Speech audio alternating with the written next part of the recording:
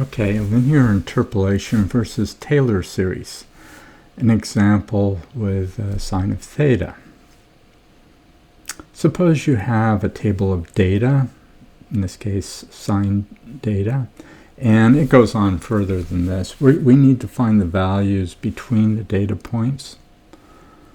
And there are three ways to solve this problem. You've probably heard of linear interpolation, probably know how to do that.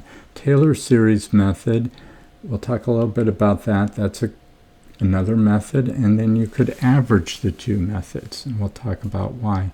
The assumptions, the data has to be evenly spaced. This is a critical assumption to make the Taylor series method work. And then the point theta is between theta k plus and theta k plus 1, and it's closer to theta k. You could consider other cases. This is just one case that makes it easier to analyze. So theta is this convex combination of theta k and theta k plus 1. Tau is given by this ratio. Tau is less than a half. Y, linear interpolation, is given by this formula. The Taylor series formula is identical except for this difference. This difference is calculated differently, and it gives you a value that looks more like a tangent. Okay, so let's compare the errors and see which ones perform better.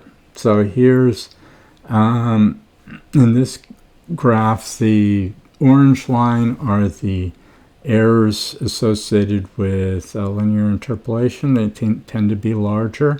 When we reduce delta theta, we see that the magenta line, which is Taylor series, is getting larger, but it's still largely less, and the average, which is the green, is much less. Now let's look at 9, another example, and then we'll reduce the theta, the delta theta, and we see exactly the same curve. We see this curve coming up in each situation.